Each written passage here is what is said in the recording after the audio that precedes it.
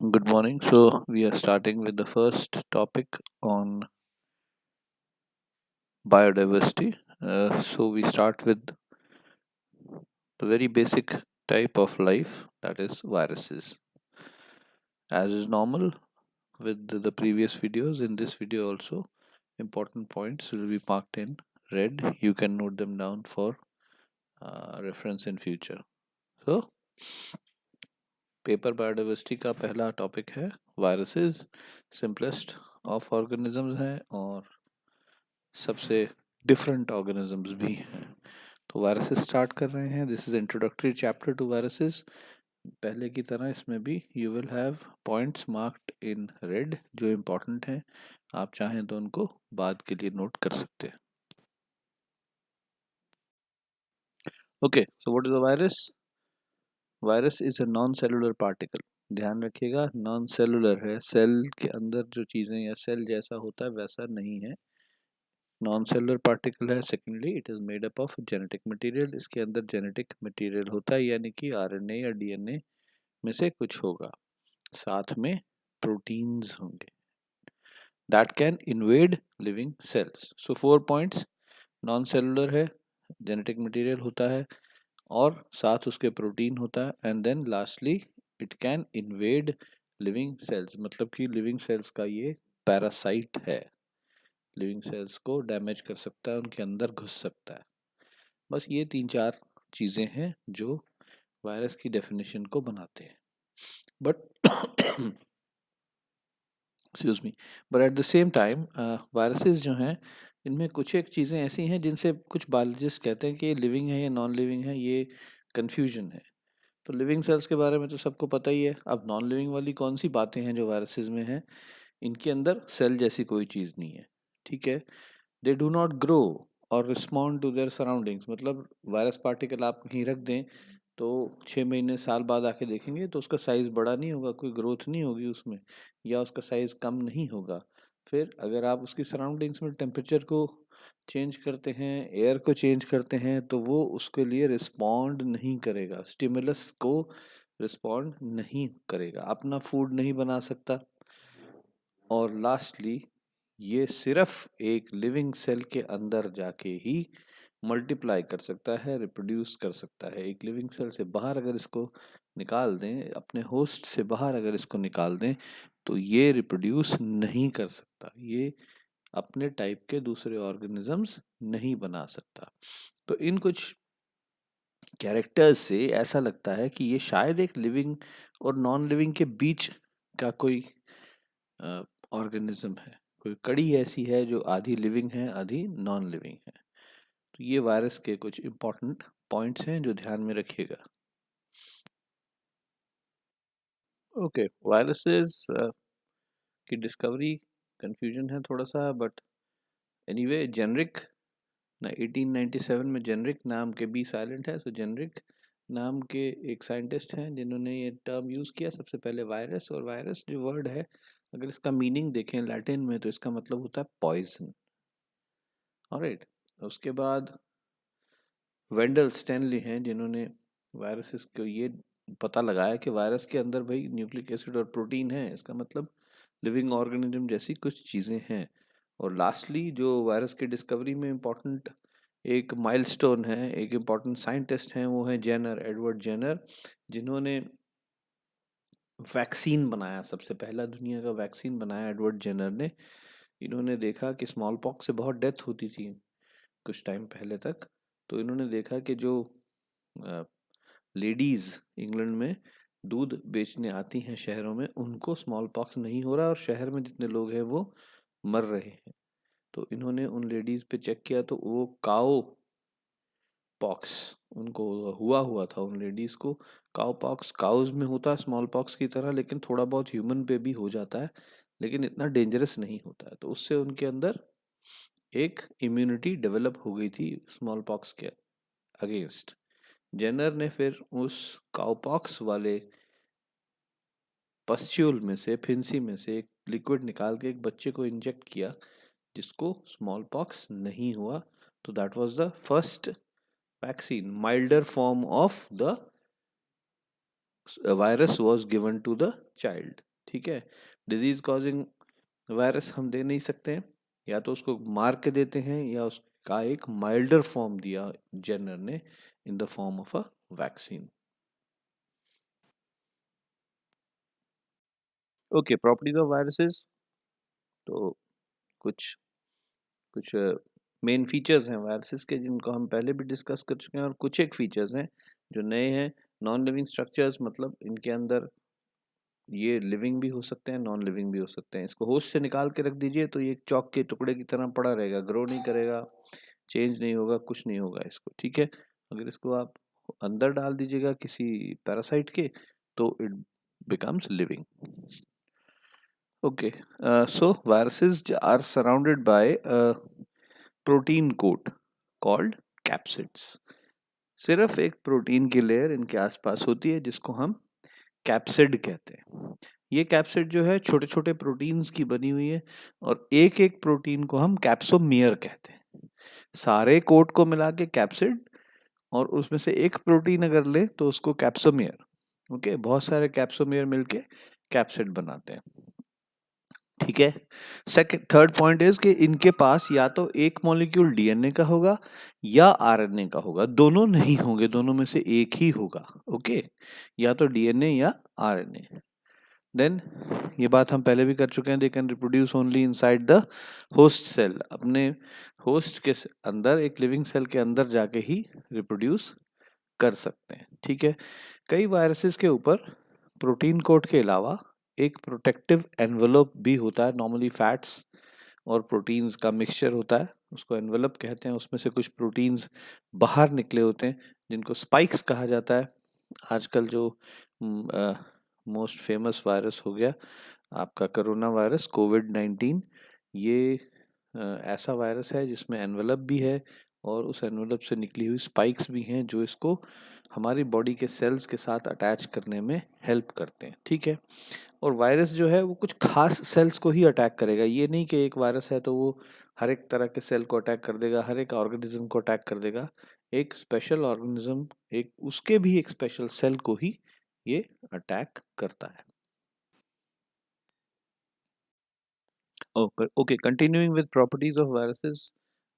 ये ऊपर वाली प्रॉपर्टी हम पहले डिस्कस कर चुके हैं। इसके अंदर एक न्यूक्लिक एसिड होता है जिसके आसपास प्रोटीन कोट होता है, और कुछ वायरसेस में एक प्रोटीन्स और फैट्स का मिक्सचर इस प्रोटीन कोट के ऊपर भी होता है, ठीक है।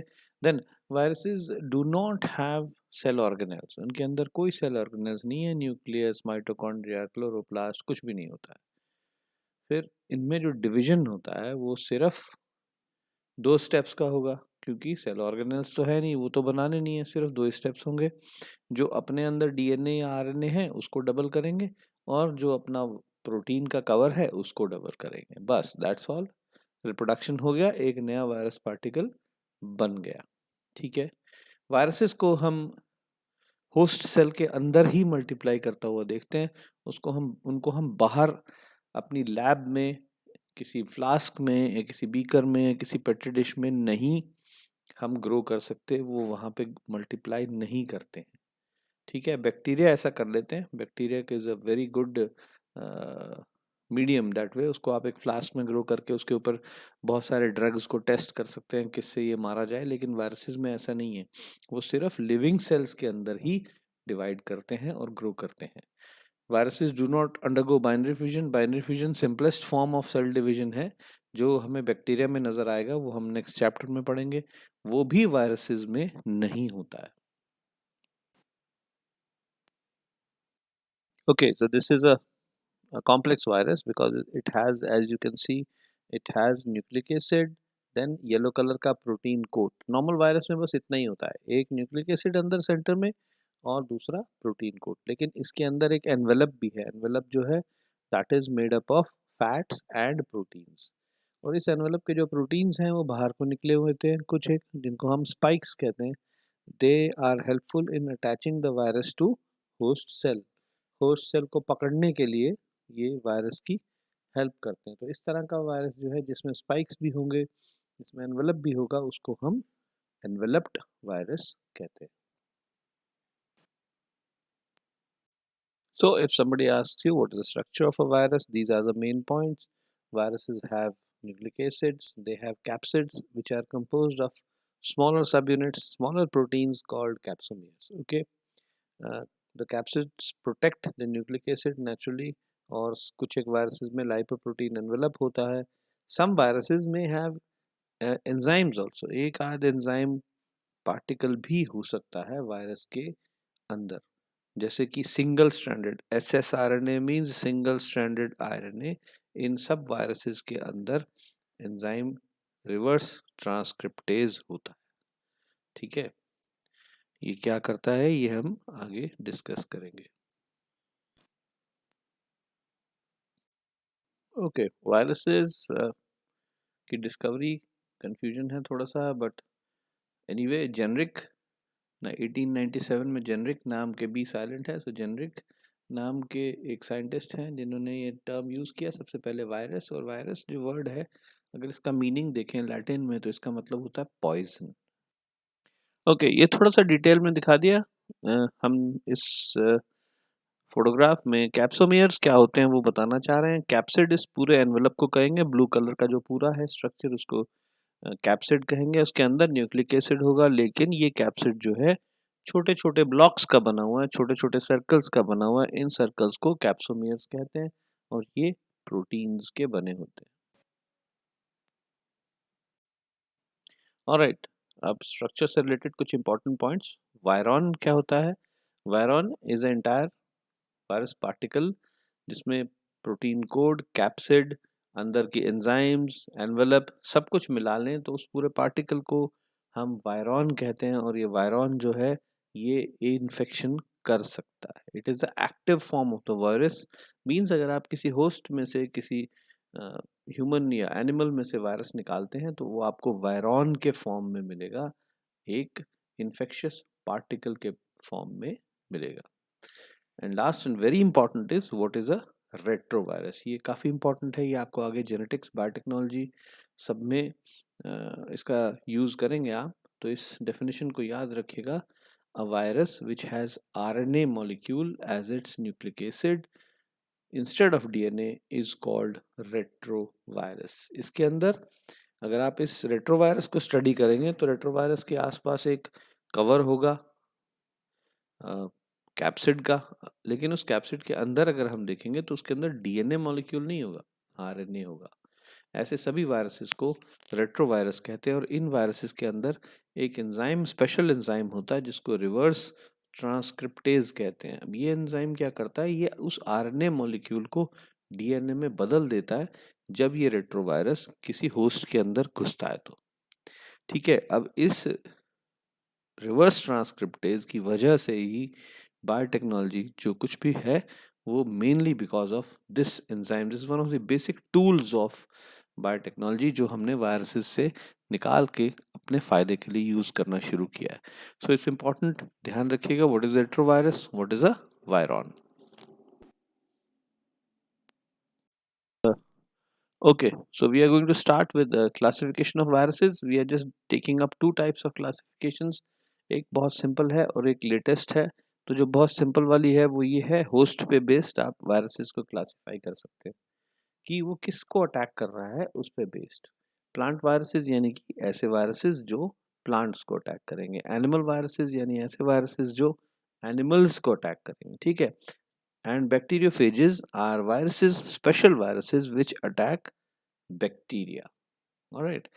वायरस हमेशा पैरासाइट ही होगा, किसी न किसी दूसरे ऑर्गेनिज्म को अटैक ही करेगा. तो इसलिए जिस ऑर्गेनिज्म को अटैक कर रहा है, जिस टाइप के ऑर्गेनिज्म को अटैक कर रहा है, उसके बेसिस पे हमने ये सिंपल सी क्लासिफिकेशन जनरेट की है जिसमें 3 कैटेगरीज है. Now, this is the latest classification of viruses. It is called the Baltimore classification. Baltimore is a place in America. वहाँ पे बैठ के ये बनाए गए थे सिस्टम, इसलिए बॉल्टीमोर क्लासिफिकेशन कहते हैं इसको. ये जो क्लासिफिकेशन है इसका बेसिस ये है कि किस टाइप का न्यूक्लिक एसिड आपको वायरस के अंदर मिलता है, और इसके बेसिस पे हमने वायरसेस को 6 कैटेगरीज में डिवाइड किया. यहाँ होस्ट से हमें कोई लेना देना नहीं. ऑलराइट, पहली कैटेगरी है dsDNA, मतलब डबल स्ट्रैंडेड DNA. ऐसा DNA मिलेगा जिसकी 2 बैंड्स होंगे जिसके दो स्ट्रैंड्स, दो धागे होंगे उस डीएनए में, right? That is the first category of viruses. Second category of viruses will have single stranded DNA, double नहीं होगा, सिंगल स्ट्रैंड होगा, एक ही धागा होगा उस डीएनए में, which is not found in other organisms easily. Okay, single stranded DNA, right? Third category is double stranded RNA. अब RNA as nucleic acid normally नहीं मिलता है लिविंग ऑर्गेनिजम्स में, लेकिन वायरसेस में होता है। तो ये आरएनए जो है इनके अंदर, अगर वो दो धागे आपस में जुड़े हुए हैं, पैरेलल स्ट्रैंड्स आपस में जुड़े हुए हैं, तो उसको हम डीएस आरएनए कहेंगे, double stranded RNA. Okay, then ssRNA with positive strand, यानी कि सिंगल स्ट्रैंडेड आरएनए है, लेकिन कौन सा स्ट्रैंड है?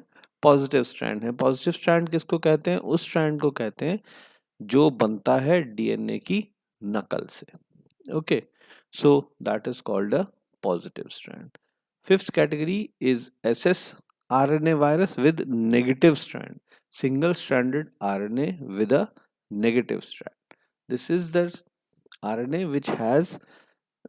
which is formed by copying the opposite strand of DNA, right? And last is single stranded virus with enzyme. इसमें single stranded RNA होगा, लेकिन उसके साथ साथ reverse transcriptase enzyme भी होगी, जो immediately उस RNA को convert कर देगी DNA में, जैसे ही ये किसी host को infect करेगा।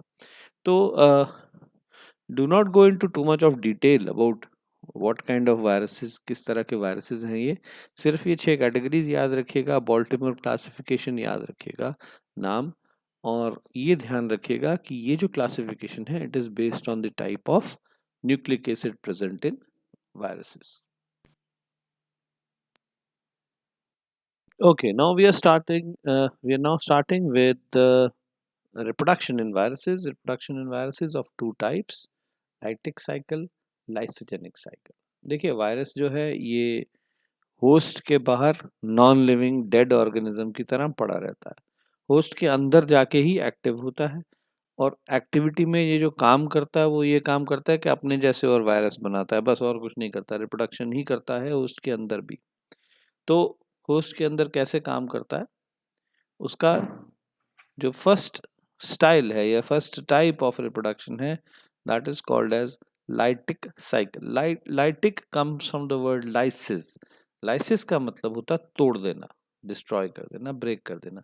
तो वायरस जो है वो होस्ट सेल के अंदर घुसेगा, रिप्रोड्यूस करेगा और उस होस्ट सेल को खत्म कर देगा, that is called as lytic cycle. अब इसमें आप देखिए, जो पर्पल कलर का स्ट्रक्चर है that is a virus, that is a bacteriophage, और जो नीचे दूसरा राउंड सा स्ट्रक्चर है ब्राउनिश कलर का, that is the host which is normally the bacteria. Okay, तो अब ये होस्ट सेल के ऊपर पहले आके अटैच करेगा, उसको पकड़ लेगा, राइट? फिर इस होस्ट सेल की वॉल में, सेकंड स्टेप में इस होस्ट सेल की वॉल में एक होल करेगा जिससे ये एंटर कर जाएगा।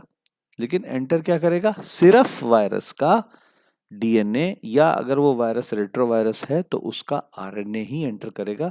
जो कैप्सिड वाला पार्ट है या स्पाइक्स वाला पार्ट है वो बाहर ही रहता है, वो एंटर नहीं करता होस्ट सेल के अंदर। So in penetration only the nucleic acid will enter. अब ये न्यूक्लिक एसिड जो है ये उस सेल के ऊपर कब्जा कर लेगा, उस सेल की सारी मशीनरी को यूज करेगा, उस सेल के एंजाइम्स यूज करेगा, उस सेल के अमाइनो एसिड्स यूज करेगा, उस सेल के और केमिकल्स यूज करेगा, और बहुत सारे कैप्सिड्स बनाएगा, और साथ में बहुत सारे अपने आरएनए या डीएनए के कॉपीज बनाएगा। थर्ड स्टेप में क्या करेगा? उस सेल को हाईजैक कर लेगा, उस सेल को अपने अंडर कंट्रोल कर लेगा, और अपने जैसे कैप्सिड्स और अपने जैसे न्यूक्लिक एसिड की बहुत सारी कॉपीज बनाएगा। फिर फोर्थ स्टेप में ये जो कॉपीज हैं ये इंटीग्रेट होंगी, मतलब एक कैप्सिड के अंदर एक न्यूक्लिक एसिड मॉलिक्यूल एंटर कर जाएगा और बहुत सारे ऐसे कंप्लीट वायरस बन जाएंगे। बायोसिंथेसिस में पार्ट्स बन रहे हैं, असेंबली में कंप्लीट वायरस बन रहा है, और फिर अल्टीमेटली इतने वायरस बन जाएंगे कि होस्ट सेल का लाइसिस हो जाएगा, वो ब्रेक डाउन हो जाएगा और वायरस पार्टिकल्स रिलीज हो जाएंगे, और फिर वो नेक्स्ट होस्ट सेल को ढूंढेंगे, उसके साथ अटैच करेंगे और इसी तरह से अपने नंबर को बढ़ाते जाएंगे, होस्ट सेल को मारते जाएंगे। अल्टीमेटली इतने वायरसेस हो जाएंगे कि होस्ट सेल खत्म होते जाएंगे और ऑर्गेनिज्म की डेथ हो जाएगी। Okay, this is what happens in a viral disease normally. Alright, so now we have explained each of the steps. हर एक स्टेप को हमने एक एक सेंटेंस में, छोटे छोटे सेंटेंस में एक्सप्लेन किया। Attachment, phage attaches itself to the surface of the host cell. Phage का एग्जांपल लिया, लेकिन सारे वायरसेस ऐसे ही करेंगे, ठीक है। सेकेंड स्टेप में फेज का डीएनए अंदर चला जाएगा होस्ट सेल के। थर्ड स्टेप में फेज डीएनए रेप्लिकेट करेगा, मतलब डिवाइड करके अपनी जैसी बहुत सारी कॉपीज बनाएगा और साथ में अपने कैप्सिड्स यानी कि अपने प्रोटीन्स बनाएगा, ठीक है। फोर्थ स्टेप इज असेंबली, जिसमें कि वो जो डीएनए नया बना है वो नए बने हुए प्रोटीन्स के साथ जुड़ जाएगा और नए फेज पार्टिकल्स बन जाएंगे। एंड लास्टली लाइसिस या release, when the host cell will break up and all virus particles will then enter into the living system looking for new host cell. Viruses में कई बार एक सेकंड टाइप का life cycle होता है जिसको lysogenic cycle कहते हैं। अब लाइसोजेनिक साइकिल में जो फर्स्ट स्टेप है वो तो सेम ही होगा कि वायरस पार्टिकल जो है वो होस्ट सेल के बाहर आके अटैच करेगा और उसके बाद होस्ट सेल वॉल को ब्रेक कर देगा और वायरल डीएनए जो है या वायरल न्यूक्लिक एसिड जो है वो होस्ट सेल के अंदर आ गया, ठीक है, एंट्री हो गया। एंट्री करने के बाद ये उसको जो वायरल डीएनए है ये उस होस्ट सेल को टेक ओवर नहीं करेगा, चुपचाप जाके वायरल डीएनए के साथ मर्ज हो जाएगा, जुड़ जाएगा, जिसको हम इंटीग्रेशन कह रहे हैं। स्टेप 3 है लाइसोजेनिक साइकिल का। सिर्फ उस वायरस के मेन डीएनए वायरस का डीएनए जो है वो होस्ट के मेन डीएनए के साथ जाके अटैच हो जाएगा, चुपचाप बैठा रहेगा, ठीक है। अब फिर क्या होगा धीरे धीरे, क्योंकि होस्ट जो है वो बैक्टीरिया है यहाँ पे, तो बैक्टीरिया तो हर 2 मिनट या 4 मिनट बाद डिवाइड करते हैं, तो बैक्टीरिया सेल डिवाइड करेगा। जब बैक्टीरिया सेल डिवाइड करेगा तो बैक्टीरियल डीएनए भी डुप्लीकेट होगा, ओके। और एक सेल से 2 सेल बनेंगे, तो उस दूसरे जो नया सेल बनेगा उसमें भी वायरस का डीएनए भी मल्टीप्लाई होगा, डिवाइड होगा और होस्ट सेल के साथ उसमें भी चला जाएगा। तो धीरे धीरे बहुत सारे ऐसे सेल हो जाएंगे जिनके अंदर होस्ट डीएनए के साथ साथ वायरस का डीएनए भी है। फिर जब काफी सारे सेल्स में ऐसा हो जाएगा तो अचानक सब सेल्स का जो वायरस डीएनए है वो अलग होगा, होस्ट डीएनए से अलग होगा और वो फिर लाइटिक साइकिल में एंटर करेगा, होस्ट सेल्स को लाइस कर देगा, ब्रेक कर देगा। तो अचानक से बहुत सारे होस्ट सेल्स के अंदर बहुत ज्यादा वायरस पार्टिकल्स बनने शुरू होंगे और वो एकदम इकट्ठे रिलीज होंगे। थोड़ी देर चुप बैठा रहेगा, होस्ट सेल को डिवाइड करने देगा। जब इन्फेक्शन बहुत सारे सेल्स में पहुंच जाएगी तो एकदम से फिर वायरस पार्टिकल्स बहुत सारे निकलेंगे। तो ये लाइसोजेनिक साइकिल है। इसमें जो वायरस का डीएनए है वो कुछ देर के लिए साइलेंट रहता है, फिर अचानक जाके सिम्टम्स बहुत जोर से दिखते हैं। तो इसको हम नॉर्मल लैंग्वेज में इंक्यूबेशन पीरियड ऑफ वायरस कहते हैं। मतलब वायरस जिंदा है लेकिन आप होस्ट की बॉडी में चुपचाप बैठा है। अब एचआईवी जो है, जो एड्स कॉज करता है, इसका इंक्यूबेशन पीरियड जो है वो 10 से 15 साल तक भी है। मतलब वो 10 से 15 साल बॉडी हमारी किसी ह्यूमन को अगर इन्फेक्शन हो गई तो उस ह्यूमन की बॉडी के अंदर चुपचाप बैठा रहेगा, ठीक है। ह्यूमन सेल्स जब डिवाइड करेंगे तो उनके साथ ये भी डिवाइड करता जाएगा और फिर 15 साल बाद बहुत सारे सेल्स एकदम से लाइस होंगे, फटेंगे और उनके अंदर से बहुत सारे एचआईवी वायरसेस निकलेंगे, ठीक है। तो वायरस जो है इसकी मर्जी है, ये लाइटिक साइकिल इमीडिएटली भी कर सकता है और लाइसोजेनिक साइकिल में भी जा सकता है, चुपचाप बैठा भी रह सकता है कुछ देर तक, ओके। सो ये 2 टाइप्स ऑफ रिप्रोडक्शन है।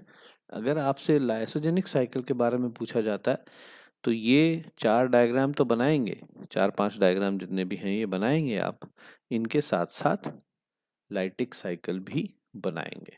ठीक है।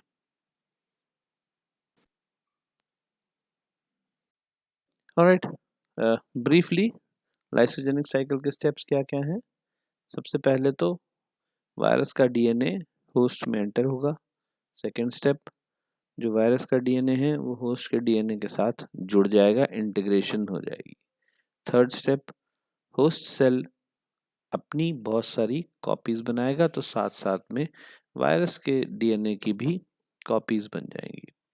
Fourth cell, host cell divide करेगा, तो वायरस का जो डीएनए है वो बहुत सारे सेल्स में पहुंच जाएगा।